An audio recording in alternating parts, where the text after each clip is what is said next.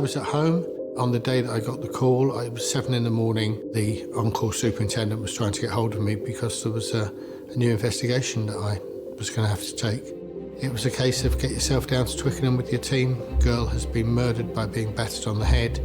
It's a stranger attack, and we don't know an awful lot else at the moment. Was this someone who could be a serial attacker who could go on to strike again?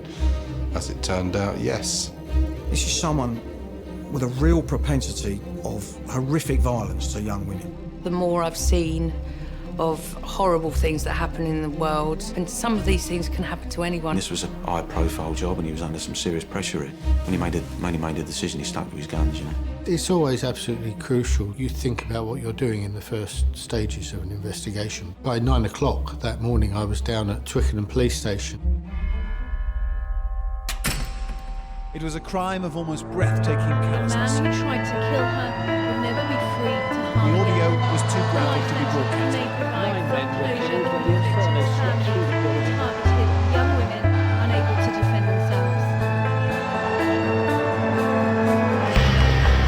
Colin Sutton was a Detective Chief Inspector and Senior Investigating Officer in the Metropolitan Police. He led the investigations into some of the most complex and high-profile cases ever, bringing dangerous criminals to justice. Then heard screaming. The Night Stalk pulls out the gun. Another 146 victims. In this series, he will take you inside those cases and show you how he caught these criminals using nothing but pure detective work. This is The Real Manhunter. Now been found guilty on all 29 of those charges. The oldest victim, 89. The officer in charge described it as a senseless The life tragedy. sentence may provide some closure for his victims' families. At Twickenham Green on a summer's day, like we've seen, is normally a hive of activity, people enjoying themselves, this oasis of green in suburban London. But when I came here on a summer's day in 2004, it was because there'd been a murder. And when I arrived here, the whole green was cordoned off, taped off, preventing people using it at all. Twickenham Green is sort of a big triangular-shaped piece of land with a path running through the middle of it and roads on all three sides. It's a cricket pitch with a cricket club and a pavilion, and it's where families take their children, they walk their dogs. It's in a very safe, pleasant, quiet corner of London. We were certainly not used to conducting murder investigations there. Arriving to take over that investigation, the first thing that struck me was the scale of the open space, the scale of the cordon. There was a woman who'd been murdered. There was a scenes of crimes tent over there protecting where she'd been found, but we didn't know who she was, where she'd come from, how she got here. And that meant that this entire swathe of green was potentially my crime scene. And trying to make a forensic examination, a fingertip search of that sort of area, takes a huge number of resources.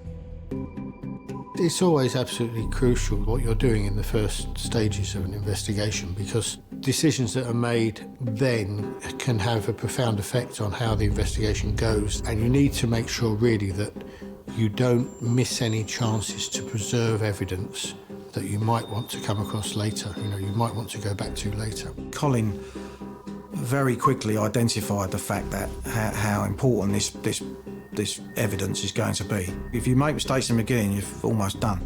The first thing that I did was to get the scene widened so that we taped off the pavement as well, so that passers-by had to walk on the other side of the roads, which meant they weren't able to put debris into the crime scene. It was really a question of getting officers from the search team to do a fine fingertip search around the immediate location of where the body was found to see if there was anything that would give us a clue as to who had done it and what had happened. The body was discovered at around about 10:15 in the evening, when it was obviously dark here, by a man who lived locally, went out for a quick walk around the green to get some air, and he saw what he thought at first was a bin bag or a bag of rags. It was only when he went over and looked more closely he realised it was the body of a woman dressed in white with a carrier bag nearby to her. And he found that she was still alive, she was still breathing. And he went away to get help to raise the alarm.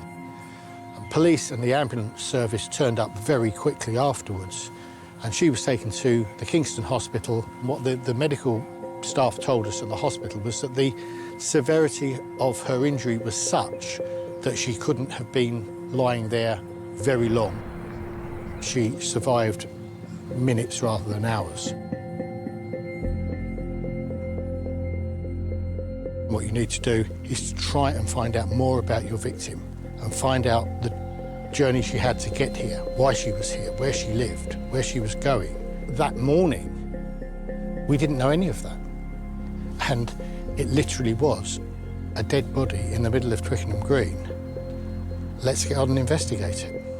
And it's only as that day unfolded that we started to know more about the victim and more about what happened that night in August 2004, that we were able to prioritise our work and really start making some progress in the investigation. Nearby was a carrier bag, and it had some clothing, some shopping in it. But also in that bag was a till receipt, but it had some phone numbers written on it with some names. And one of those names was Olivier. It turned out he was the boyfriend of the victim, and he was able to tell them, yes, her name's Amélie Delagrange. She lives just near Twickenham Green, and that she worked as a waitress in a patisserie in Richmond.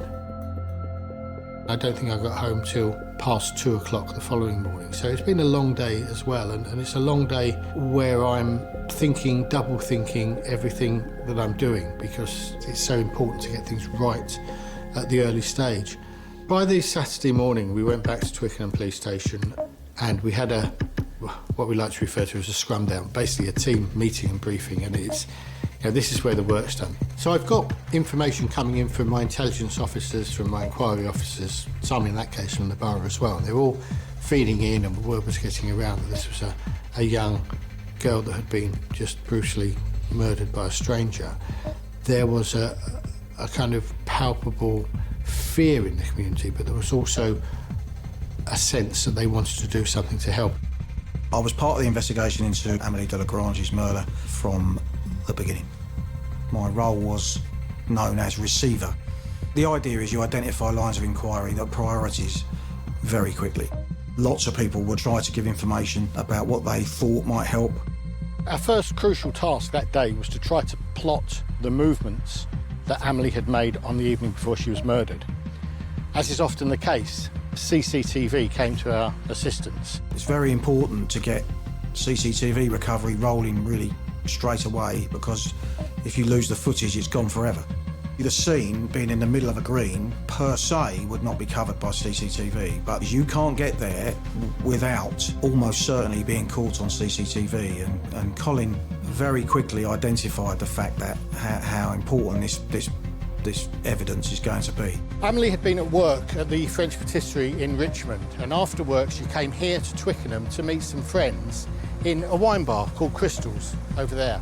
She had 3 or 4 glasses of wine, and while she's there she phoned her boyfriend, but he was busy and couldn't meet up with her. So it got to about 9:30 and she thought, well, I'll call it a day, and she came across the road here and caught a bus back to Twickenham Green. It was on that bus that she missed her stop, and that was her fateful mistake, because if she'd have got off at the correct stop, she'd have had a short walk to home and she would never have encountered her killer. The bus she got on goes towards the bus garage at Fulwell, where it terminates. And that means it takes the southern road, the bottom road along Twickenham Green. So what she had to do was get off at the stop at Twickenham Green, walk across the green and to her house, which is in Gould Road, which is a couple of streets north of the green. She'd not got off at Twickenham Green, and she was still on the bus when it got to the terminus at Fulwell bus garage. That's the bus stop at which she should have got off. It's a short walk across the green and up to where she lived. For whatever reason, we don't know, she missed her stop, and instead she's carried on for about a mile down Hampton Road until the bus garage at Fulwell. And when she gets there, the bus terminates, and she asked the driver when the next bus back up to the green would be, and he said about 10 minutes. And it was a nice summer's evening. You can imagine Amélie thought, well, I've got a decision. Do I wait 10 minutes for a bus, or shall I just walk the mile back? Fatefully for her, she decided to walk. And she's walked all the way back up Hampton Road. she'd have to go across Twickenham Green to get to her home. And all those buses at the Forward Bus Garage at that time had just been fitted with CCTV cameras. And they had either 6 or 8 cameras that were facing inside and outside, and it recorded onto a hard drive. It was all timed with the atomic clock. It was, you know, pretty much as good as you could get for CCTV in those days. So we've got CCTV pictures of Amelie getting on the bus, CCTV pictures of her talking to the bus driver and getting off the bus down at Forward. So it then became a question of going back up her walk up Hampton Road and seeing what opportunities for CCTV there might be there. There were 3 or 4 static CCTV cameras, one at the Lock Fine restaurant. There was an accountant that had CCTV as well. And indeed a police car, a traffic police car that had one of the Provida cameras running at the time. But also, of course, there were buses, other buses going up and down this road all the time, and they have their CCTV running. So by the time we were able to get all the bus CCTV, we were able to get a dozen or so points where we could fix this is where Amelie was at that time, and we could plot her walk all the way back up to Twickenham Green. And it was only when she went onto the green that there was no more CCTV and she was found in the middle of the green. So we had kind of everything apart from the last 70 or 80 yards of her journey. What it showed us was that about 10:05 that evening, she came through this side of the pavilion. She'd have to walk across here, round the cricket wicket, and she would be over to where she lived. But we also know she was intercepted. We think that her attacker came onto the green from this side of the cricket pavilion, followed her, and it was when she was just beyond the cricket wicket that he attacked her, hitting her across the back of the head with something quite heavy and causing a fatal injury.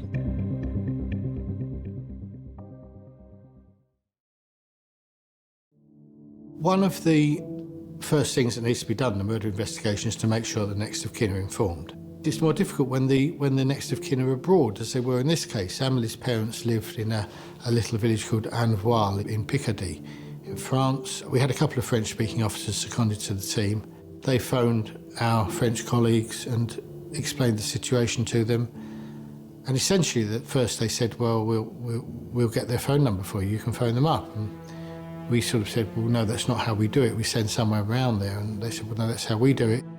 When Colin found out that this was how they were going to be informed, he asked them not to phone and arranged for somebody to go round in person to speak to them, because he felt that that was a kinder, more humane way of informing somebody that their daughter had been killed, and in such a appalling way.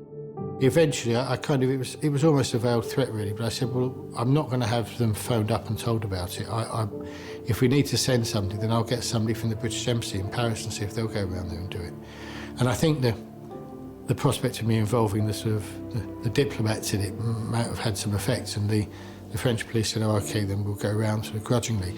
I later found out, when speaking to Amelie's parents, that what indeed they'd done was they had gone round there. There were 2 detectives in a car parked on the drive. Amelie's father came home from work and they got out of the car and said, are you Monsieur Delagrange? And he said, yes. They said, oh, can you ring this number? Your daughter's been murdered in England. And they got in the car and drove off. They didn't even go in the house, never even entered the house. The first time that police officers went into the Delagrange house about Amelie's murder was when I went over there to the funeral. So it's just a kind of an example of how priorities are different in different countries and things are done in different ways, I suppose. Even at that point, there was an awareness amongst all of us that this might not be the only one of these, that there had been other attacks where women had been hit on the back of the head by a stranger.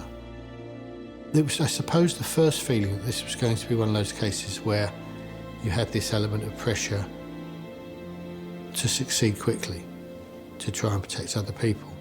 And I think we all realised that pretty early on, and so that probably added to the sombre atmosphere that there was.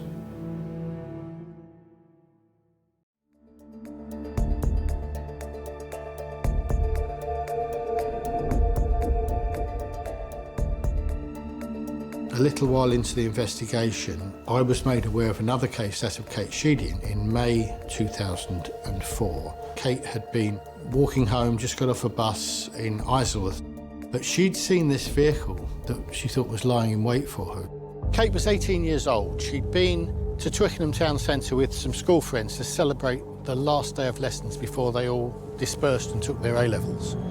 She got the bus back from Twickenham to home, getting off at that bus stop down there, and she then had a short 200-yard walk to her home. The suspect's vehicle, a white people carrier, had followed the bus. Kate was concerned about this particular vehicle, concerned enough to cross the road, try and get out of the way. She started walking along the pavement, and she saw ahead of her a white people carrier. It had blacked out windows, and she thought it was odd because the engine was running, but the lights were off. And she was intelligent enough to sense something might be wrong, and she'd heard stories of girls being dragged into cars and abducted and so forth. So to be on the safe side, she thought, I'll cross the road. So she crossed onto the pavement on this side and walked on this side until she got to this point here. When she was here, the people carrier suddenly lurched forward at speed, turned right and knocked her down. She fell to the ground. The front wheel of the people carrier went over her body and it stopped. And then it went backwards, reversed over her again, into the main road and drove away. His whole intent was truly horrendous, to do that to that young person. Probably because she's a person way out of his reach. Kate suffered terrible injuries. Every one of her ribs was broken. Her liver was split in two. But she remained conscious throughout, and she managed to crawl a few yards, recovering her mobile phone, which she dropped during the incident. And she dialed her mother and told her mother, I'm here, I've been knocked over, I need help.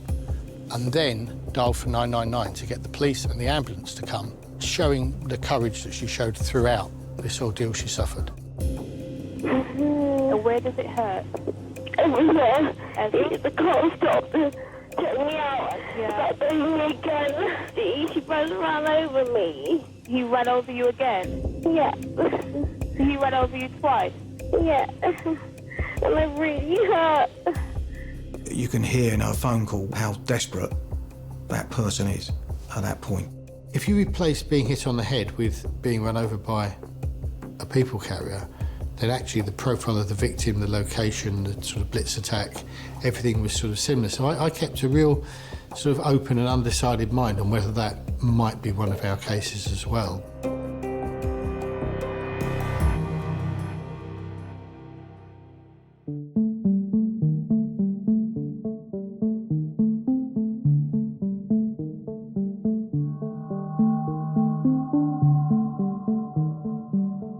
When I started on this investigation, I was aware of the Marsha McDonald murder. I knew Marsha had been murdered in Hampton, not too far away, more than a year, 18 months previously.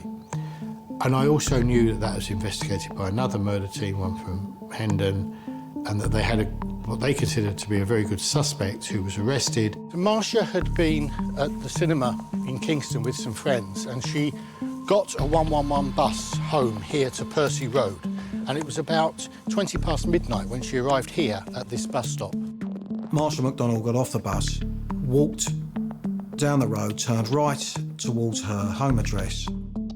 The suspect followed her, drove round the bus and pulled into the road behind her.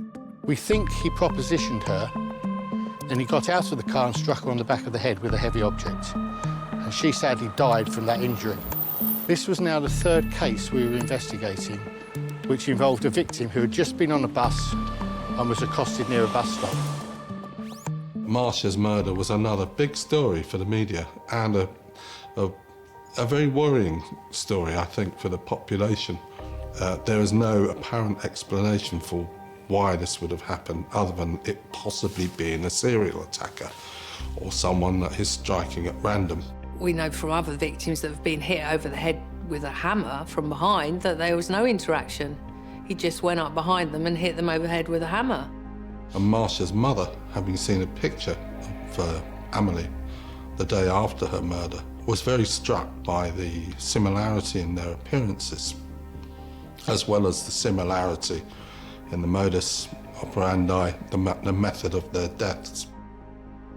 At that point, the investigation started to merge, and the police began to focus on the fact that there was possibly here a serial attacker. The Metropolitan Police said they were not linking it to Marsha's murder, and the reason for that was that they were looking at this other suspect who they felt murdered Marsha. On the night that Marsha was murdered, but before she was murdered, there was another young lady, 16-year-old girl, who reported being followed by a strange young man.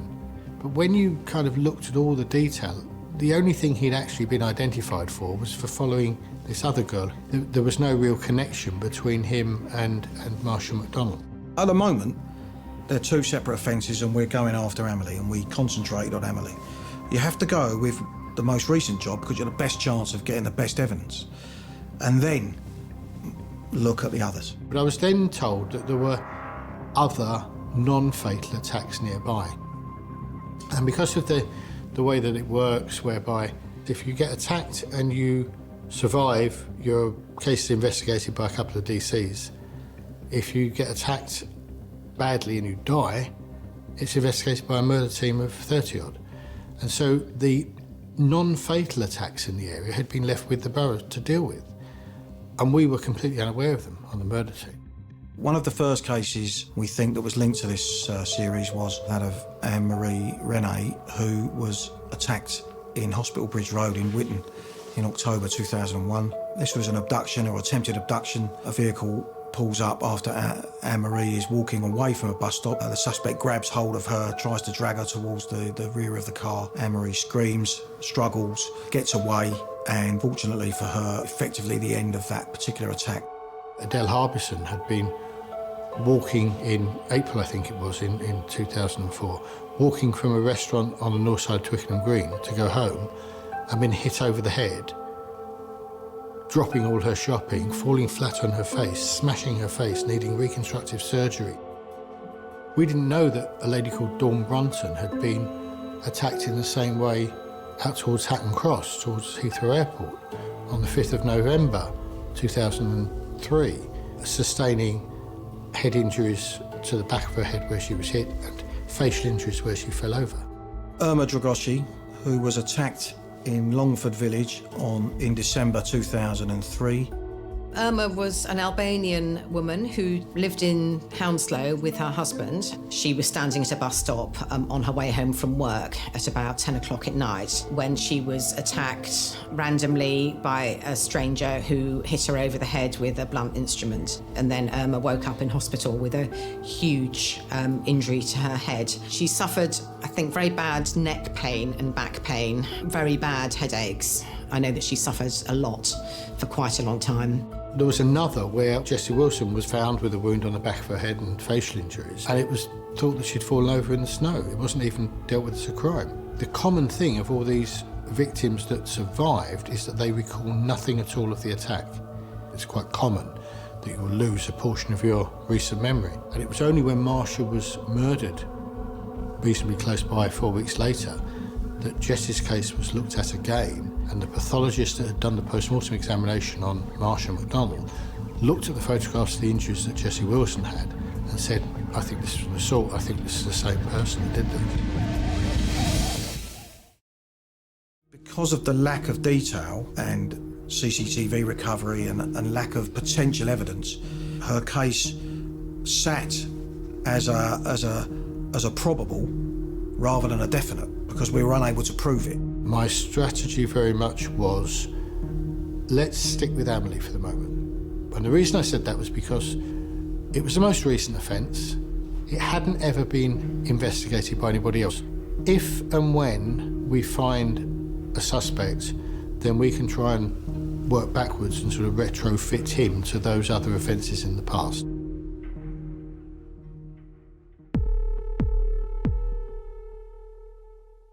The next big piece of information that we had to consider was the service provider for Amelie's mobile phone. They had been able to tell us that her phone was last on their network at 23 minutes past 10, and that was in the vicinity of Walton Bridge. Now, Walton Bridge is 6-8 miles away. We knew that she'd been found by the passerby getting on for 10:15. More interesting, perhaps, is the handshake. In simple terms, it's the phone saying, "I'm here, have you got any calls for me?" And the network says, "No, it's all right, thank you, but we know where you are now." And what happened with Amelie's was that her phone was in the area of Walton-on-Thames Bridge, but it just suddenly disappeared. And that means one of sort of three things. It's either that the phone has been put into a place where there's no signal and stayed there, that the phone has been deliberately broken or had the battery removed to stop it functioning straight away, or it could have been that it was thrown into water. And of course, we're talking about Walton Bridge, so there's a lot of water there because it's the River Thames. When we came down here, I wanted to try to find Amelie's phone and her other belongings from her handbag. So I had the police divers come exactly to this spot, doing a dive every 15 or 20 minutes, then resting and then going back down again. And it was remarkable. It was just the second dive that they made. A diver surfaces and shows us a keyring and a Sony Discman. Now, the Sony Discman is something that we knew Amelie had in her handbag, but the keys were better because the keys had a fob on them which contained a photograph of Amelie at a theme park on a log view. So we instantly knew that this set of keys must have been hers. And that really then confirmed the information that we had from the mobile phone company saying that whoever had killed Amelie had brought her handbag and her belongings to this spot. The bridge here at Walton-on-Thames and this sort of public area aside it is an important location for a number of reasons. First, we had the cell site information from Amelie's mobile phone company, which told us that the phone was last seen on the network. It was switched off or thrown into water somewhere in this area. That had the effect of dictating to me the CCTV parameters. Every possible route from Twickenham Green to Walton Bridge that could be done by a car, that was the CCTV area.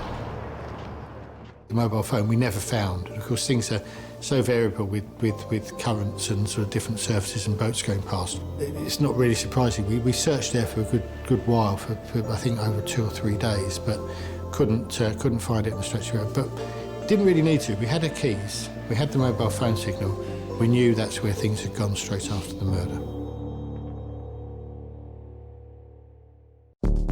Normally in the investigation, most murder investigations we'd have one, sometimes 2 officers looking at CCTV. Such was the volume on this case that we had 7. And we gave them a dedicated room and got all the equipment that we could. One morning I went past there and one of them said, "Governor, you need to come and see this." One of the most crucial parts of the CCTV was a bus camera that picked up a white van parked alongside the green. At almost exactly the time that Amelie must have been being murdered, there was a little white van parked just over there, the other side of the cricket pavilion. It was only there for less than 8 minutes. And by going back to other CCTV earlier in the evening and slightly afterwards, they were able to reconstruct what that van had been doing. And it had been driving around and around Twickenham Green for 40 minutes. It looked like somebody was hunting. This van had first appeared in the Twickenham Green area just after 20 to 10, and they'd then plotted it and seen it on, I think it was 14 different occasions at various points around the green over the next 3/4 of an hour. The CCTV team then spend hours trawling through the footage, identifying the white van from different angles, side views, back views, whatever they can get from whatever footage they've got. It did not include detail of the registration number, but it did give quite specific detail about the type. And luck was on our side to a degree because the van had a headlight that wasn't working, it had a wheel trim missing from the front near side wheel, and it had some sort of defects at the back, which made it easily identifiable on CCTV. Looking at the movements of the van and Amelie's movements together, we can be certain that at some point in Hampton Road, the van had passed her. And not only that, her pace slowed down there, as if she may have been stopped for a while. And that's why we think that what happened was that the driver of the van had seen her walking, had stopped and engaged her in conversation, and then, presumably when the proposition was declined, the van had carried on in front of her, parked up there, and the driver had lain in wait. And when he saw Amelie, very visible, even in the dark green, because she had all white clothing on, he came up behind her, stalked her round the cricket wicket, and then attacked her. The thing about Colin Sutton is he thinks outside the box, and there was one window of opportunity, and that was around a camera on a bus that had picked up the Ford courier van around Twickenham Green at that precise time. A brilliant job by his team in terms of going through all the CCTV from the area. A painstaking job. We needed to find out who was in that van, because even if it wasn't the murderer, and I had a good suspicion it probably was the murderer, but even if it weren't the murderer, it would be a potential witness. Some people above me thought I should be putting my time not on CCTV and vans, but on rounding up local sex offenders and the usual suspects. There's kind of a difference between theoretical investigation and what academia might say. There was no obvious physical, sexual dimension to these attacks. A sociopath or a psychopath is someone who has no feelings about anyone whatsoever. He just went up behind them and hit them over the head with a hammer. To say that we should be looking at sex offenders to the exclusion of somebody who was there at the time just didn't make any sense to me. My immediate boss didn't agree with me. Some of my team may not have agreed with me, but it was my decision. That's what I got paid to do, was to make these decisions, to strategise on investigations. I went to the Ford Motor Company, and they were able to tell me from looking at the pictures and various features of it that there were approximately 25,000 registered in the UK. We needed to be able to find the white Ford courier vans that were being used in the Twickenham area. Nowadays, that would be easy because there's really reliable automatic number plate recognition cameras and software.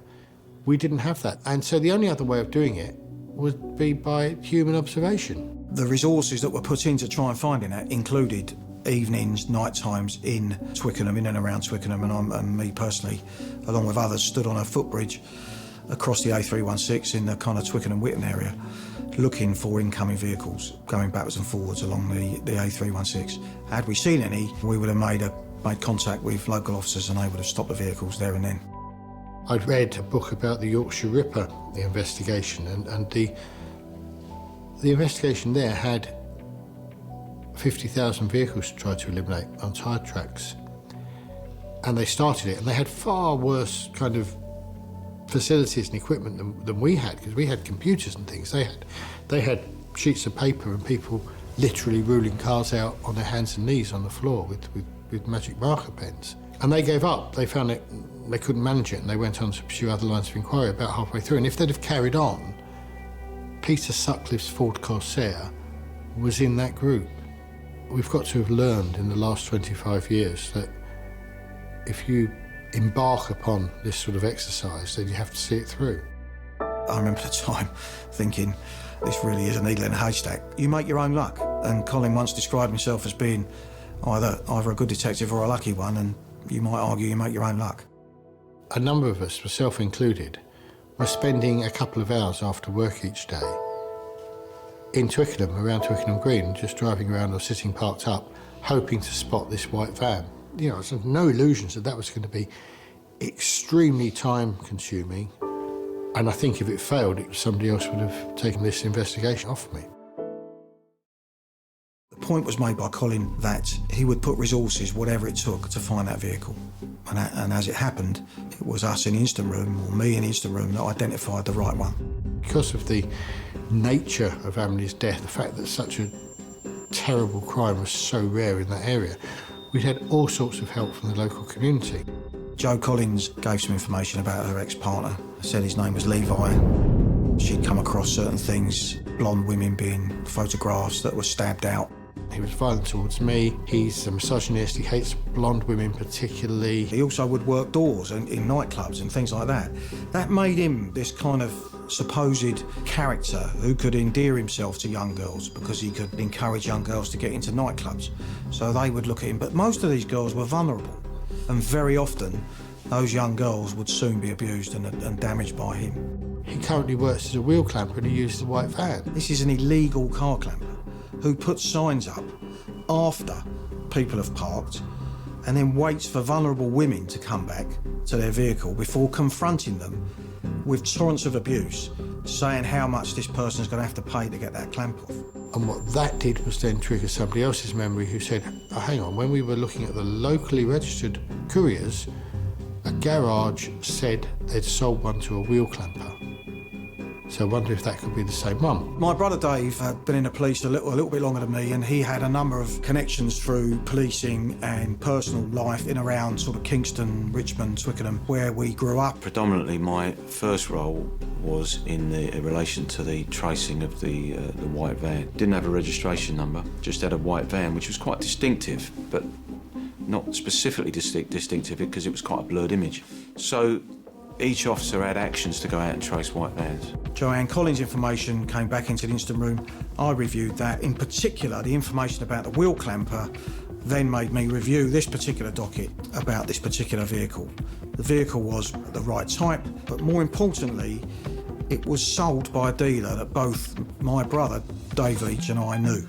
A guy called John Wren, who worked for Warren Motors, was a man that I knew well. I had a relationship with John from way back. And this was a relationship just built on normal policing, you know, when you drop in for a cup of tea and you get a bit of knowledge, it was that type of relationship. As you can imagine, you're in the van business, you're dealing with some quite serious characters, and these particular characters that bought the van, a guy called Aaron Smith, who was a traveller, bought 2 vans from John, and one of them, this particular van, was being driven by Levi Bellfield. I knew that there was a car clamping business, and I knew about a white van that had tickets against it, speeding tickets, parking tickets, that type of thing, that had come in from DVLC. I straight away to my brother, I think we've got this guy called Levi. The dealer had seen the vehicle recently, and what he had seen is the back of the vehicle had changed. He said, there's something distinctive about this white van, Dave. On the back of the van, low down on both doors, are welded 2 metal plates. Now, my memory of watching the CCTV was that there was something on the back of the van that stood out. You couldn't recognise it as metal plates initially. Unless you knew, you wouldn't actually say it was metal plates. But there was something distinctive about it, the glare and the camera. Then the other thing I'd noticed, he said, was that the glass panels in the back had been painted white. This made that vehicle in particular unique, and more importantly, it now matched exactly what was on the CCTV. So, to my mind at that stage, then I knew that we were dealing with Levi Bellfield. The van matched the description, absolutely bang on. The research that goes into that vehicle straight away is enormous. Everywhere it's been, every camera it's done, speeding offences on the M25, bus lanes in Twickenham. We do an intelligence check on Levi Bellfield then to see what is known about him, and he had relatively few previous convictions, but quite a lot of intelligence, because he was always getting into and always getting stopped by police and doing things. And one of those was that in May 2004 he was arrested for abducting a pub landlord, and no charges were brought, and he was never convicted of anything, or indeed charged with it. But the important thing was that it said that he was arrested for abducting this man in a Toyota Previa. And I gave the registration number that was in this report to Tracy, one of our researchers, and said, can you check on the computer and see what colour this van is? Because if it's white, I think it could be something to do with Kate Sheedy. And she came back 2 minutes later and said, Governor, I think we've hit the jackpot. What we've then got is Levi Bellfield involved with a white Ford Courier van of exactly the type that we know was 70 yards away when Amelie Delagrange was being murdered, and we know that Levi Bellfield had a white Toyota Previa at exactly the time that such a vehicle ran over Kate Sheedy. From that moment onwards, we had our suspect.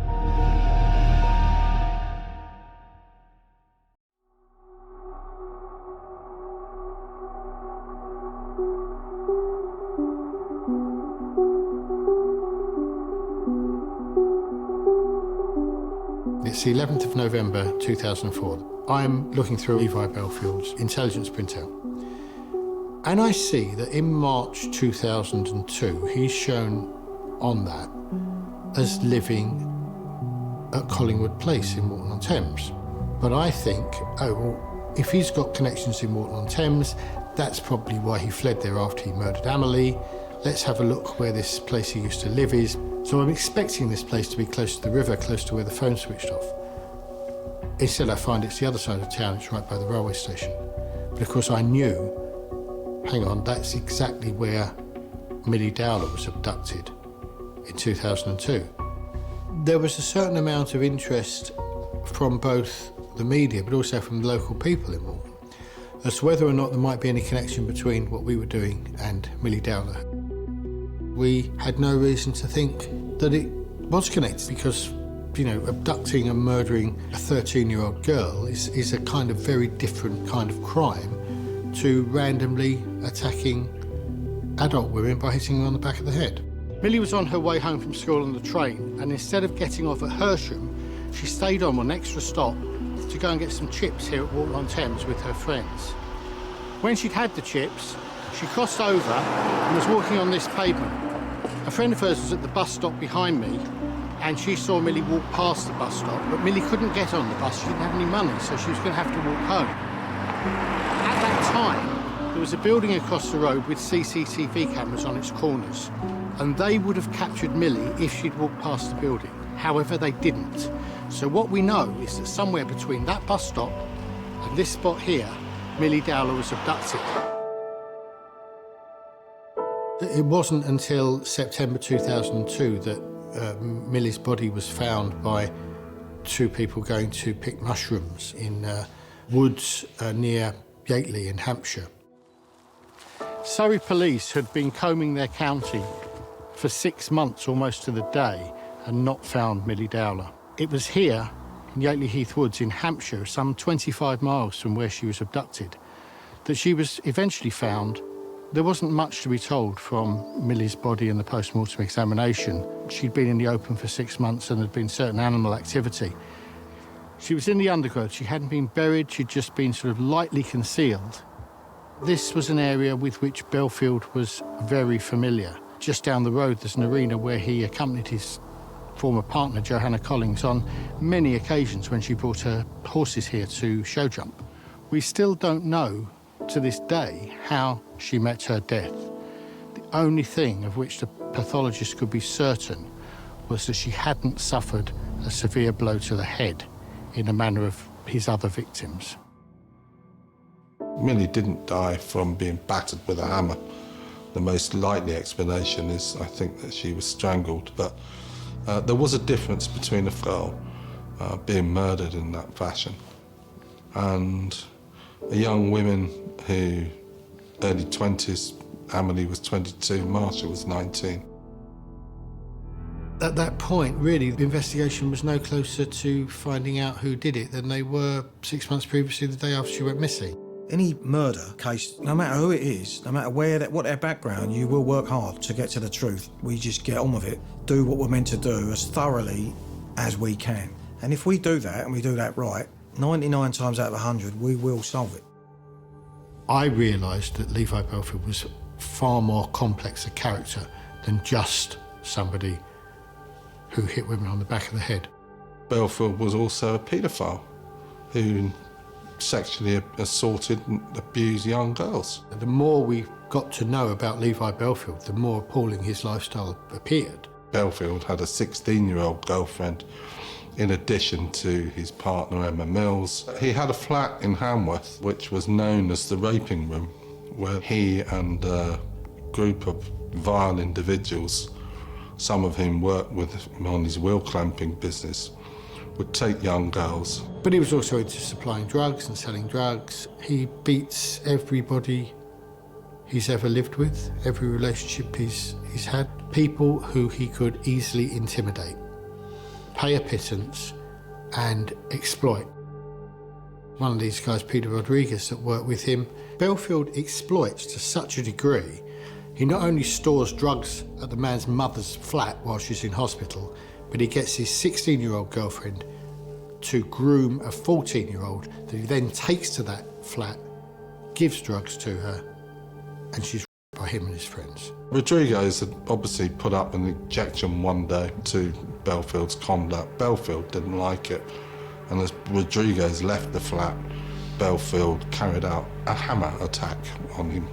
Rodriguez, I think, died 3 times on the operating table. He spent a long time in hospital recovering from his injuries. When he finally came round, Rodriguez said, "The last thing I remember before the lights went out, Levi Bellfield was coming towards me with a mallet in his hand." Bellfield had been arrested for that attack, but bailed because there wasn't sufficient evidence. This was 6 weeks before Emily died.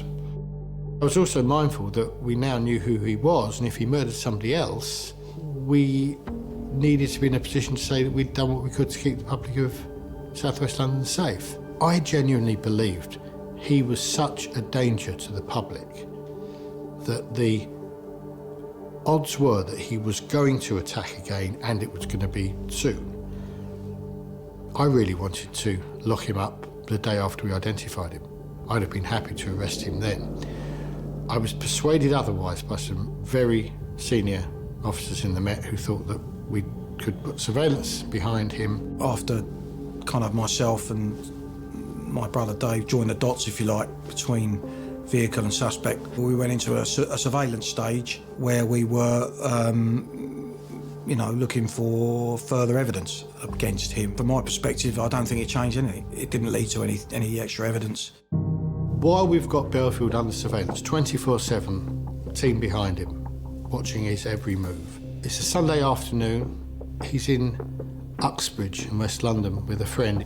There are 2 girls and they're waiting at a bus stop. Bellfield drives past, sees them, gets out and engages in conversation with them. And the surveillance team are watching this, and they're so close to intervening on this because they don't like what's happening with these 2 young teenage girls. And then a bus comes, and the bus comes along, the girls get on it, and Bellfield waves them off with a cheery, sort of abusive, calls them something. And they go away on the bus, he drives off.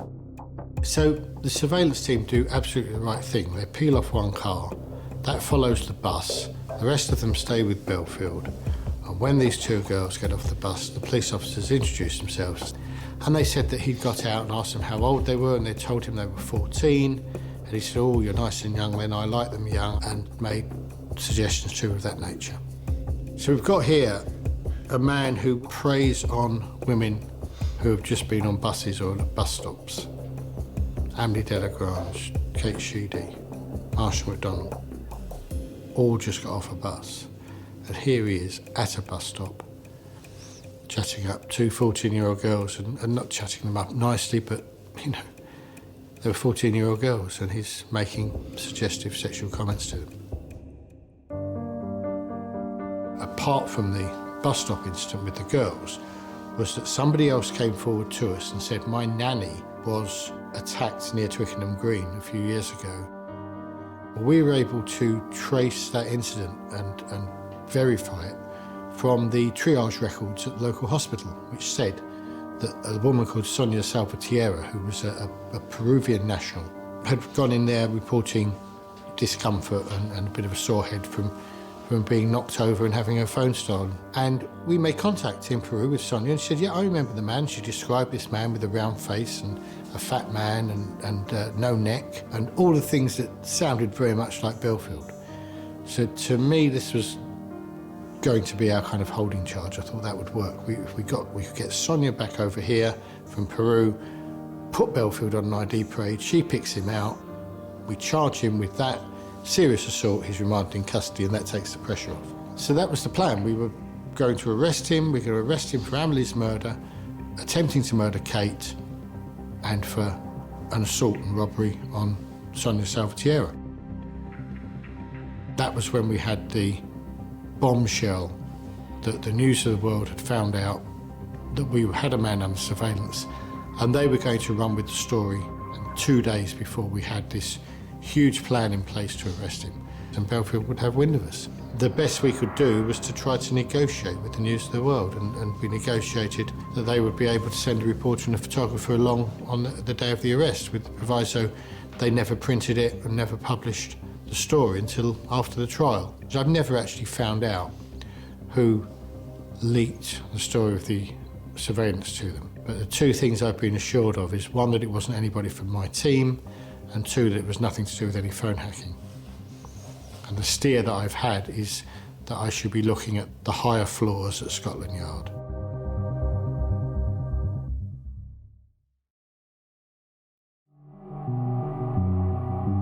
Once the decision is made to arrest, we were divided into two teams. The arrest team that went to Bellfield's address in West Drayton would have entered the house quickly and effected a search of the property and the surrounding sort of gardens, etc. Initially, they couldn't find him. He was nowhere to be seen.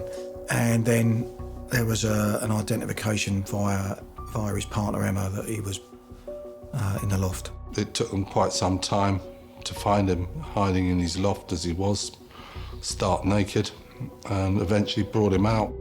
Colin then rang me at home. I remember the phone call. He said, I want you to do the following interviews with him over the next few days. So my reply to that was, boss, I'm not sure that's a great idea. With the greatest respect, I'm sure someone else could do it, but he was quite adamant. As much as he was a nice guy and very laid back, you know, when he made a decision, he meant it. He was very firm about it, and he said, no, I want you to do it. I want you to do the interview, and don't worry about it. At first, he was talking to us and making denials, but he was represented by a solicitor that he knew that he'd asked for. And the difficulty came that when we started investigating him also for an abuse of his former partners, this solicitor had represented one of the partners in domestic violence proceedings, and so had a conflict of interest and had to withdraw. And the duty solicitor then took over, and the duty solicitor advised him to make no comment. And so for most of the hours of interviews that we did with Levi Bellfield thereafter, he would say no comment. Too many similarities, Levi. Too many similarities for the question not to be asked, and for you not to say why. No comment. No comment.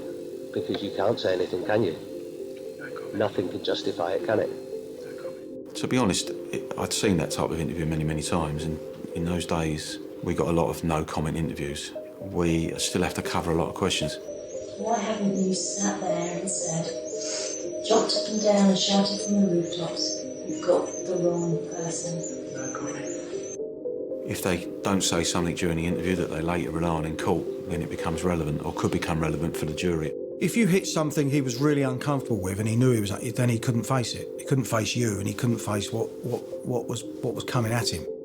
The only time where he would really engage with us, we noticed, was if we showed him photographs or maps or some sort of document, then we could kind of elicit a response from him. I remember images being put in front of him in one session, and him looking away, turning around, looking away from the interviewing team. He turned the photographs over, but when, you know, the second and third interviews are put in and the images are put there again, and he tried the same tack, the interviewing officer would put them on the back. So as he turns the image over, the image is still there. It's not about playing tricks, it's about face up to what you've done. This is what you've done. And he obviously is not somebody who could do that. But he had this rather curious way of doing it, where he would talk to us just every now and then realise he's meant not to be saying anything and say, No comment. Find that very strong. Sonia Salvatierra, the Peruvian nanny, was flown over from Lima, and she was taken to do an ID procedure, and despite her confidently saying, yes, I could recognise him again, she didn't pick him out. And that was a major blow to me at the time, because my confidence was high that she would pick him out in the ID parade. We could charge him with that assault, and that would be our holding charge to make sure he was in custody. We had the very real prospect of having to release him on bail. And such was the fear of him within the Metropolitan Police that there were arrangements in place. If Bellfield had been bailed, he would have been followed by 24/7 surveillance until there was some reason to take him back into custody again. While Bellfield was at Heathrow Police Station, I had two of my officers who were trained family liaison officers talking to his partner, Emma. It was clear that she had endured 10 years of a desperately oppressive, coercive and violent relationship with this man. But she was so frightened of him that she wouldn't do anything about it. If he locks me in the house, he won't let me go out. I can't have my own money, I can't have my own phone other than with his number in it. And then she talked about how often she'd been assaulted and sexually assaulted by him. And then told us, and I'm not the only one, because there are two other women who he's lived with in the past, and they will tell you that he did the same to them. If he was going to go to prison for a long time, or forever, then this was her chance to escape. We had an awful lot of support from his ex-partners, in particular Emma and Joe. Joe gave us a really, really strong statement about some of the abuse she'd suffered at his hands, and that gave us a real strength of evidence to charge Bellfield with a variety of offences, but in particular serious offences that would keep him in custody. And that provided us with 9 charges, serious charges, that eventually were the kind of holding charges against Levi Bellfield. Those 9 offences on that indictment have never been tried before a court, never will be now. And it's a mark of the man and his kind of level of offending that an indictment that would be very, very serious in any other circumstances has just been left on file because in the context of what else he's done, it's kind of not as important. There's no doubt that Levi Bellfield was an intelligent man, not an educated man, but he was street smart. Where he made a mistake in the Millie Dowler case was at Twickenham Green. He didn't know that just weeks before he attacked Amelie, the bus garage at Fulwell had fitted CCTV to all its buses, which recorded onto hard drives rather than tape. The timestamp on the footage was from the atomic clock. Each bus had either 6 or 8 cameras facing inside and outside. Both of the roads, either side of Twickenham Green, have bus routes on them. And so in plotting what he was doing, cruising around hunting in his van, and plotting how Amelie had walked back up from the bus garage towards Twickenham Green, and putting the two together and working out for certain that Bellfield had passed her and probably stopped to speak to her, all this CCTV was invaluable. We're then able to spend real time and real resources bringing together the other offences that we think he's involved in. The first one was Kate Sheedy. It doesn't look quite right because it's slightly out of the area and the weapon is a car. So initially we were working out, well, is it or isn't it potentially one of ours? I mean, Kate was able to explain that the vehicle that had hit her was some kind of people carrier and that it was white. Levi Bellfield, who at the time provably was driving a white Toyota Previa people carrier with blacked out windows, so a vehicle that fitted exactly the description that Kate Sheedy had given of the vehicle that ran her over. We went and retrieved that so we could examine it forensically. It had been professionally steam clean, valeted, top and bottom, inside and out. So there was no forensic material on there at all to associate it with Kate Sheedy. However, what it did have was a defective driver's mirror. And that was something that she had noted on the vehicle that ran her over. So it was, pretty likely we thought this was Bellfield's vehicle. It fitted everything with Kate Sheedy. So I said, yes, OK, we should take that on. And that was when we realised that there was a bag of CCTV tapes from a nearby pub that had never been looked at. And it was a simple error, human error made by the original investigating team at Hounslow Borough. Although the CCTV had been recovered by the local police, they hadn't got the resources to view it in as much detail as us. 2 lots of tapes had been seized because the offence was just near midnight and it was a bit confusing what day's tapes they needed. And somebody had viewed one but not realised there was a second bag. And when we opened that bag and put it in the machine, we could see the Toyota Previa stalking the bus on which Kate Sheedy was riding. As the bus pulled in to let her off, the Previa overtakes it and parks in front of it. Well, what the CCTV does is tell you exactly what it is, and it was a Toyota Previa. The Toyota Previa that was white, had unique features about it. We see the Previa going in the other direction, back past the pub on the CCTV. And we can't get a number plate, it's dark and it's not particularly good quality footage, but what we can see is that there is a mark, an irregular shaped sort of stain by the petrol filler as the Previa drives away after the attack. And then I look at the photographs, the good quality photographs we've taken of the Previa we've seized, and there's that stain visible. And it kind of corresponded so much that we could get expert video analysis done to say, yes, that's the same vehicle. I realised immediately that had that CCTV been viewed immediately after Kate's assault, Levi Bellfield's name would have come out of the initial inquiries. Just a few days before Kate was run over, he was arrested for what he described as a prank where he'd kidnapped a pub landlord. It never went anywhere, but the intelligence report was there. So as soon as somebody saw that CCTV, somebody would have identified it as a Previa, a very distinctive vehicle. They'd go to the intelligence computer and Levi Bellfield's name would have popped out. One other line of inquiry that we went down involved a mobile phone that was in the possession of Bellfield's 16-year-old girlfriend. She and her 14-year-old sister were in the flat that Bellfield had sort of illegally sub-rented from somebody else. And they were taking lots and lots of clips of themselves doing things while they were getting drunk, dancing and this sort of thing. At about 1 o'clock in the morning, Bellfield comes into the flat and the girls take video of him. He's wearing an outdoor coat and jacket. And what he does is he comes in and he finds a torch. And he picks it up and he switches it on. And you see his face illuminate. He's kind of checking to see if it works, switches it off again and goes out. But the significance of this is that just 40 minutes before, Kate Sheedy had been run over by a Previa. And what this looked very much like was somebody coming in, getting a torch because they wanted to go back out and check their vehicle over to see if there was any damage. It certainly showed that Bellfield couldn't claim he was in the flat at the time it happened. The problem we've got is we know that the timestamp on the video is questionable. It depends on how the phone was set up. And there was some sound in the background, and it sounded like it was music. And somebody on the team said, that's not a pop song, that's a theme song. It's Wheel of Fortune. And so what we were then able to do was go back to that broadcaster and say, can you help us at all? And they were able to look at their records and give us a really accurate, to the second time when they thought that that clip had been recorded. Now, we can't say for certain he'd have been charged with trying to murder Kate, but obviously there's a strong possibility he wouldn't have been free to murder Amelie Delagrange.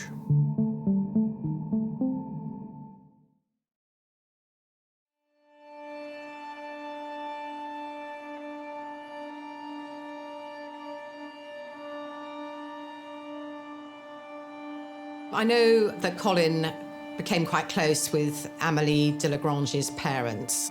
He described them as being very humble and they were very respectful of the police and the investigation and understood that everyone was doing their best in awful circumstances for them. The only thing I thought I could do was to go and see Amelie's parents and apologise on behalf of my organisation, my colleagues that had let them down. And it was obviously going to be a very personal and kind of emotional conversation, but nevertheless one that I knew had to be done. I explained all the situation about Kate, the situation with the CCTV. I said, look, you do understand what this means. We should have had him in custody at some time before Amelie was murdered. And they said, yes, of course we understand that, we know that. Thank you for telling us. We thought you'd been honest with us all the way through this, and this proves to us that you are. What has happened, we cannot change the past. It's sad, we'd like to change it, but we know we can't. Now, will you three come back for dinner with us tonight here? And that was it. It was just the most unexpectedly generous but dignified and honourable, mature approach to what had happened.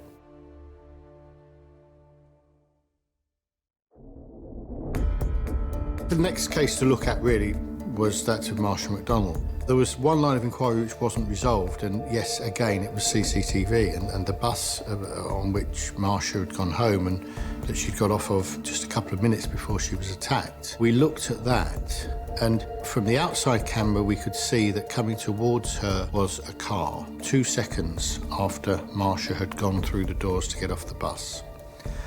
And then by using the inside cameras on the top deck, but looking out through the windows, we could see what that car did. And what it did was it stopped, slowed down and then stopped in the crossroads behind the bus. And Marsha's walking in that direction too. But the important thing about it was that from the front view, we could almost see a number plate. It was tantalising. We could almost see a few characters popping out of it. But there was no doubt that the car was a Vauxhall Corsa. And one of his vehicles, one he actually bought on finance, was a silver Vauxhall Corsa.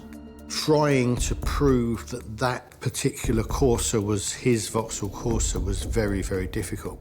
The combinations of numbers and letters on the number plate of this vehicle that could be seen and what the experts told us they might be initially gave us over 600,000 possible combinations. A lot of those possible registrations weren't on Corsas. They were completely different vehicles, so you could write all them off. And I said, as soon as we get it down to 200 or lower, then we can go for it and we can start eliminating. And that's what we did, and it took us a little bit of time, but eventually we got those all eliminated. Look at the index of that silver Vauxhall Corsa, apply that to the Marsha McDonald case, and there he is. So you've now got 3 separate murderous attacks on young women, 3 vehicles involved, and each of those vehicles at the time is identical to one owned by Levi Bellfield. There's an old, much-used phrase that detectives don't like coincidences, and this certainly wasn't looking like coincidence. I was at the position where I thought we had a lot of circumstantial evidence pointing to Levi Bellfield, but that we could get more from his friends and acquaintances if first they thought he wasn't going to come and beat them up, in other words, that he was going to go to prison and not be able to, and secondly, if they understood just how much evidence we really had. And I came up with the idea of using the vehicle of the BBC Crime Watch, and I'd been on there with other cases a few times, and I knew the guy that was the editor, and I was just honest with him. I phoned him up and said, look, I want to come on for an appeal about the murders in southwest London, asking for information about 2 or 3 vehicles. What I need is for the public to understand that we know who was driving it. You know, we've got these vehicles, we know these vehicles are involved, because that will make them realise that it's our man and come forward and give evidence. And so we went on to Crime Watch and we showed these pictures of the Previa and the Corsa and the white courier van, and suddenly witnesses started coming forward to us as a result of that. There's a man called Richard Hughes who was more a friend of Levi's partner than Levi himself. He told us about him modifying the white van so that they couldn't be seen through and then cutting a little spy hole, and he could sit in the back and spy out. He talked about a blood-stained shirt that Bellfield had soon after the disappearance of Millie Dowler. Bellfield said things shortly after Marsha's murder, for example, that you don't know what I've done, and things like this. So he was kind of a really important witness who'd been close to Bellfield and was able to give us lots of little bits of information. There was Joe Ryan, who was another acquaintance of Bellfield, had helped him out with some wheel clamping. He told us about Bellfield hitting a curb with the front near side wheel, and because the van at that time had alloy wheels on, it damaged it so much that he had to put a steel black wheel on, and that was very visible in the CCTV. He also told us about the headlight and how the headlight bulb had gone on the near side, and that Bellfield had got some old headlights from a Ford Escort in his garden at the house. When we searched Bellfield's house, we found this Ford Escort headlight with a bulb missing in the garden, so it kind of corroborated Joe Ryan's story. The other man that came forward that was really, really important as a result of this was a guy called Simon Redston. He remembered cycling home about 10 o'clock, 10:15, the night Emily was murdered, and his statement said he was overtaken by a little white van being driven at crazy speed. And he kind of tried to memorise the number, and although he hadn't got it completely correct, he'd got enough digits accurately to show that it must have been Bellfield's van he was talking about. And indeed, when we then went back to static CCTV from the Loch Fyne restaurant in Hampton Road, we saw Bellfield's van go past, and then sort of 2 frames later, there's Simon Redston on his bike, so that corroborated that as well. We were now able to overlay the path that we knew Amelie had taken back from the bus garage to Twickenham Green with the movements of Bellfield's white van. And what that showed was that as Amelie was walking back up Hampton Road towards Twickenham Green, Bellfield at first was behind her. He came out of a side road, I think it was Fourth Cross Road, and turned left into Hampton Road. And the footage from cameras on buses show Amelie walking along and then the van being behind her. And then right up near the green, that's virtually the last footage we get, there's a change. And the van is 62 seconds ahead of Amelie. Amelie's on the pavement and the van has gone past 62 seconds, so a minute in front of her. But then when we look at Amelie's pace, she seems to have slowed down at that point. And that's exactly the time when the van would have overtaken her. So what we deduce from that is that she didn't actually slow down her walking. She was stationary for some while. And she was stationary because Levi Bellfield was also stationary at that point, propositioning her from the window of his van. And that fits in what we think we know about why he committed these blitz attacks, that he would proposition a woman, she would decline, he would then be triggered by that and get out and assault them. So what we've now got is reliable evidence that Bellfield had this white van. What we need then to do is to be able to prove that it was him driving it on the night Amelie was murdered. One of the difficulties was that the scene itself on Twickenham Green, we had not managed to get any forensic evidence, no weapons been found, the vehicle hadn't been recovered. Not for the only time in this investigation, Bellfield's partner Emma came up trumps for us. Emma Mills remembered the night that Amelie Delagrange was murdered quite vividly. The plan was that he was to pick her up so she could go shopping in Tesco's. But he was late. He didn't turn up at home, so she phoned for a minicab and came here in that. When Bellfield got home and found she wasn't there, he phoned her and asked her where she was. She explained. He said, "I'll come up and meet you." And the important thing is that he came up to meet her in the white Ford Courier van. He drives to Hayes, goes and meets her in Tesco's. He takes the 2 older children across the road to Toys R Us. And there's a few phone calls between Bellfield and Emma at that time. That's important because it gives us a timestamp and it gives us the fact that we know the number which of his mobile phones Bellfield was using on that night.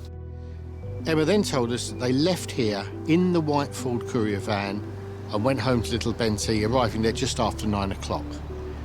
She said Bellfield had reversed on the drive, hadn't even got out of the van, left her to unload all the shopping and the 3 children, and as soon as the shopping's out of the van, Bellfield drives off. And Emma tells us that it's about 9:10 now. A short time after he'd driven off, she realised that she'd forgotten some milk and wanted to call him to see if he could bring some in. Looking at Bellfield's mobile phone usage, when he knows he's going to commit a crime, he switched his phone off. He made a mistake on this occasion because that call from Emma to him about the milk hit his phone. And it only rang once and then it went to voicemail. But that one ring meant that the call had hit the mast where his phone was, and that mast was the one that served Twickenham Green. So that story from Emma gave us Bellfield in the white Courier van with his own mobile phone in his hand and in the area of Twickenham Green. It was to be a crucial piece of evidence. And I can just imagine he's sitting in the van, he hears the phone ring and thinks, I can turn it off, and grabs it and pulls the battery or switches it off. But that one ring was enough to leave a trace on the local mast. We're kind of proving that he's the one who's driving the white van. The CPS asked us to just try and firm Emma's evidence up. She'd paid cash for her shopping, but what my officers did, and it was a fantastic and spontaneous piece of investigative work by them, they asked Emma to list what she'd bought. They came here to Tesco's, they asked the managers if they had the copy till rolls. They found her receipt, and of course it had a date and timestamp on it, and we'd proved that her story was correct. So that was a really crucial part of the evidence. In fact, it was the clinching part of the evidence as far as the Crown Prosecution Service were concerned, and it's when we managed to prove all that to their satisfaction that they authorised the murder charge in respect of Emily. It was back in November 2004 that when I first identified Levi Bellfield, really, that I saw how close he lived to where Millie Dowler was last seen before she was abducted. In my phone, I still had the mobile number for Brian Marjoram, and he was the senior investigating officer for the Millie Dowler investigation in Surrey. I told him all that we knew about Levi Bellfield and where he was living at the time. And I'll never forget his reply. It was, "The hairs on my neck are standing up, Colin." What I found surprising was that there was a degree of inertia within Sury Police in taking up Levi Bellfield as their suspect. They didn't feel that they were in a position to drop everything they were doing and look at this man instead. What they sort of said was, we'll put him on the back burner and we'll carry on with what we're doing, and if that comes to nothing, we'll have a look at Bellfield. Eventually what happened was that a new senior investigating officer took over in Surrey. I went down there with Joe Brunt.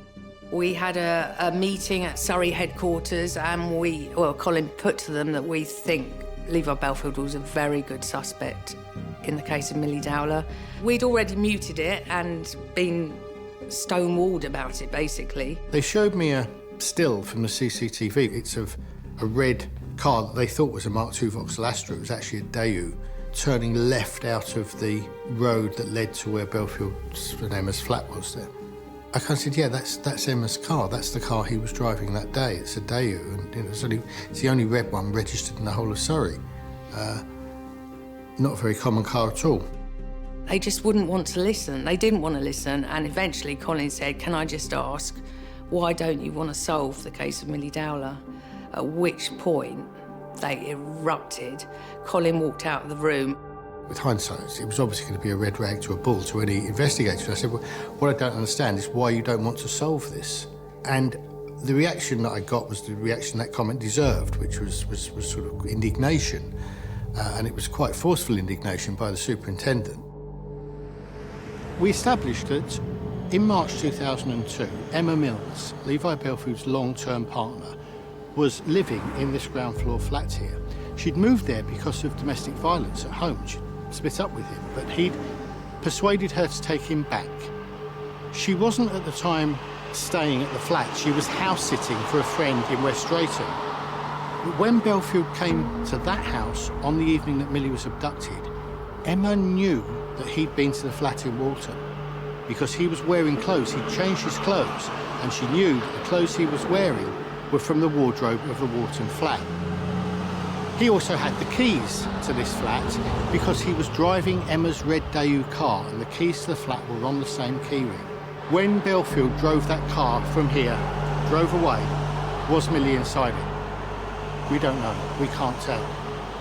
20 minutes after Millie Dowler was last seen to when her remains were found 6 months later, we have no idea of the timeline. We don't know what happened and in what order.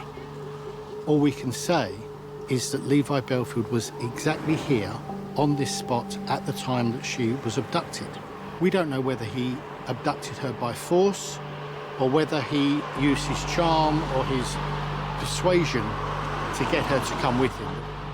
What we do know is that while Emma was away house-sitting for a friend, Bellfield was using her flat as a base for his depraved activities. It was quite sad that there is this friction between police services, police forces, the Met versus... I mean, we should all be in it together, and we should all be working for the same cause, and sometimes I didn't find it was like that with other forces that we dealt with. It was tragic, obviously, that they didn't find that clip with the red Daewoo, and it took them quite a while to even acknowledge that. I think the real mistake was made where they visited Emma Mills's flat during that week when Millie went missing, and there was no response from the flat, but it was a loose end that wasn't sewn up. They were sending officers to reported sightings all over the country and yet didn't get the house-to-house inquiries completed nearby. The results and the consequences of that were tragic because from 2002, March 2002, the following year, Bellfield killed Marsha. He left Kate Sheedy within an inch of death, and then finally murdered Millie Dowler. Later that evening, I'm at home, and my wife then worked for Sury Police. She said, "Oh, the superintendent's asked for your phone number." My mobile went, and he says, "Do you know, I've had to think about what you said today, and yeah, you're right, we're on board with it. He's our number one now."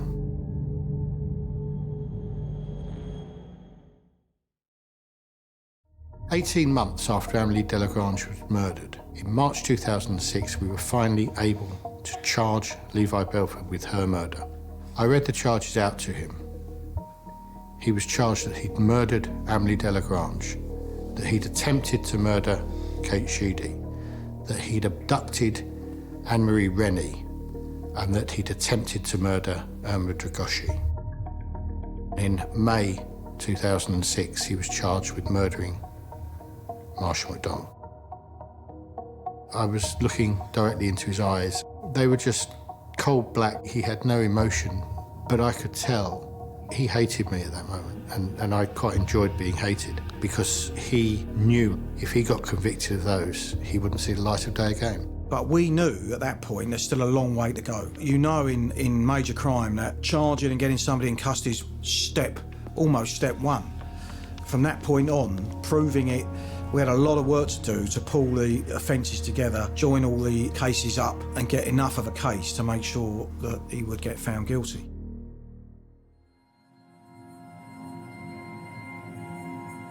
The trial started at the 1st of October, but the first 2 weeks virtually was spent up choosing a jury where you don't have forensic evidence, where you haven't got a DNA profile or fingerprints or things like that.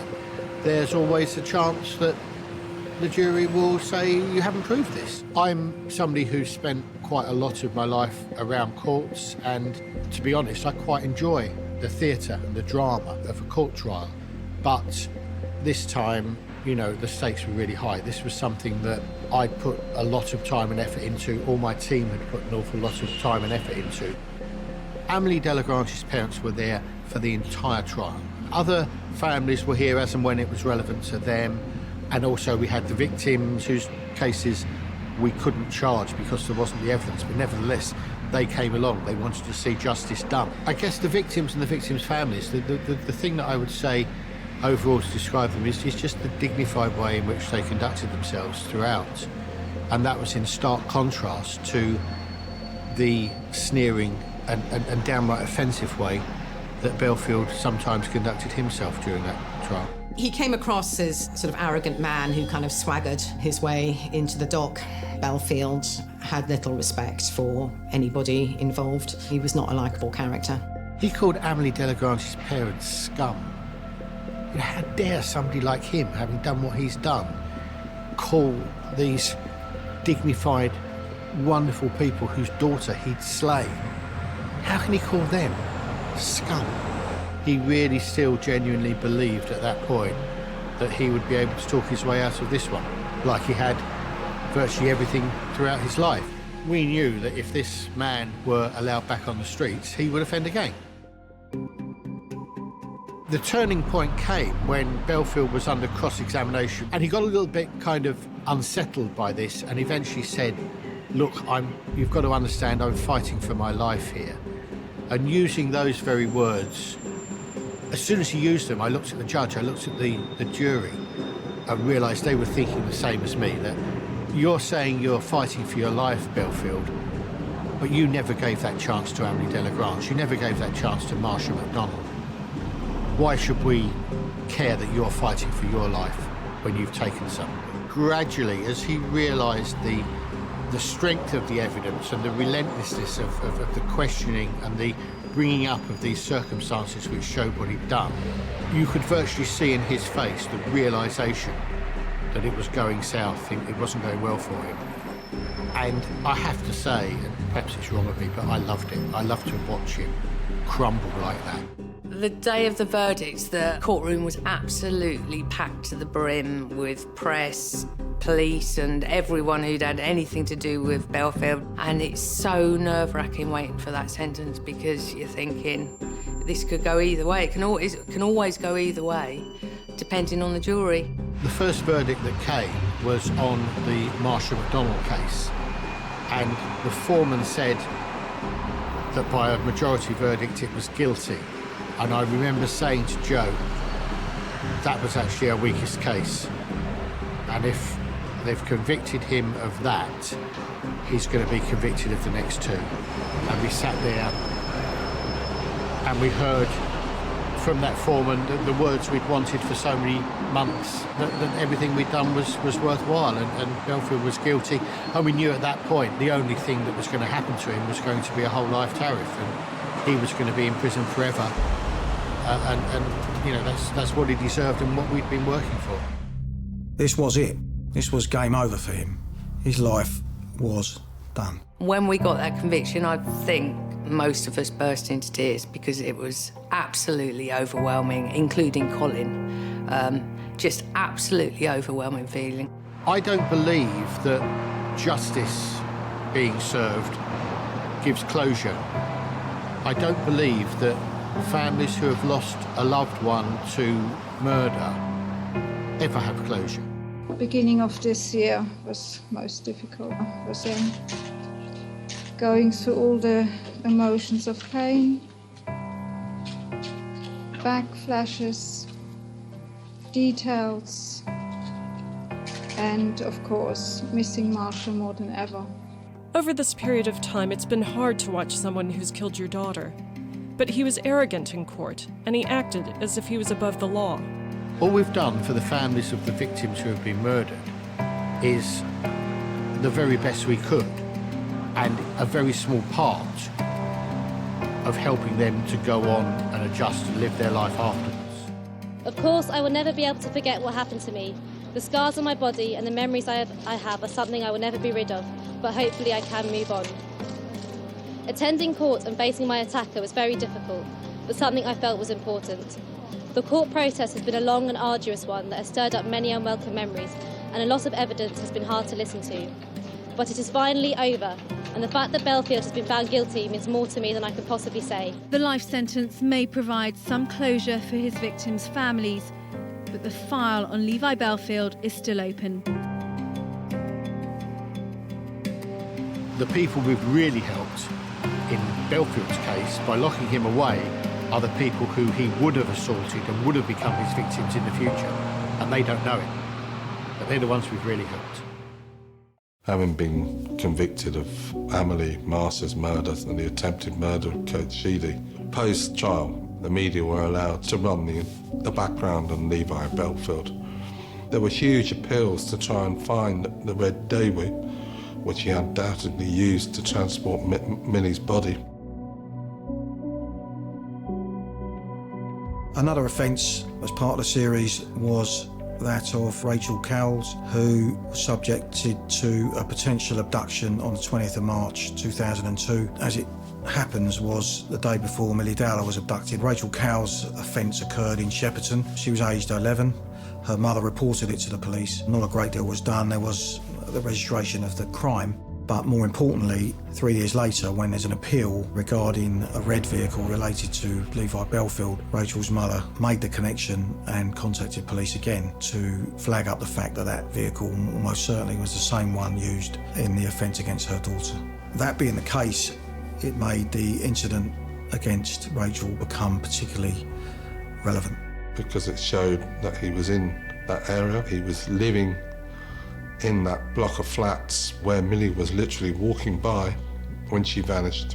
Eventually, it ended up with Bellfield standing trial for Millie's murder. We have some breaking news concerning Levi Bellfield. He has been found guilty of the abduction and murder of Millie Dowler. Levi Bellfield, who is of course already convicted of 2 other murders, is now convicted of the murder of Millie Dowler, which for many years was one of the most notorious unsolved murders. He now officially, because he's convicted of a 3rd murder, now becomes officially, at least, a serial killer. It was the most difficult investigation I've ever done because it was so wide-ranging and so complicated. And there's no doubt that of all the people I met in 30 years, he is the most dangerous, was the most unpredictable and the most violent. He's the person I'm proudest of being able to play a part in taking out of circulation. because I seriously think that that's the most I could do for the community of London, was to put him away more than any other criminal that I ever dealt with. It wasn't an easy case. It was difficult to solve, and it had to be solved. As far as my career goes, it's undoubtedly a standout point, yes. Some people have described the Bellfield case and investigation as an old-fashioned detective case. We had no forensic evidence. There were no fingerprints. There was no DNA. That's why we had to piece together this circumstantial case. And although the bedrock of that was CCTV and phone data, an awful lot of time was spent by my very talented and dedicated officers pacing around the streets, knocking on doors, taking statements, getting small pieces of information that we were able to assemble to make the case. Colin handled the case brilliantly. I mean, this was a high-profile job and he was under some serious pressure. I don't think, to be honest with you, you know, that anyone else could have done a better job, to be fair. Personally, I think there's other offending. I think there's other things wrapped around Levi Bellfield that could come to light, given the right set of circumstances. I don't think it's a done deal. If there's the opportunity and the resources and a set of circumstances exist, I think there could be further investigation work to carry on. The victims should be the most important people involved in the case, is my thought on it. So it's important that they're remembered. They were the innocent people who, very unfortunately and sadly for their families, were hurt by him. During that inquiry, which lasted 4 years, I met a lot of people, of whom family members, friends, some of whom I'm still friends with today. Standing there at the Old Bailey at that conviction was the highlight of my career. I've no doubt that at some point, if I'm fortunate enough to outlive him, that somebody will come to me and say, what are your comments? And, you know, I won't mourn Levi Bellfield. I think very few people will.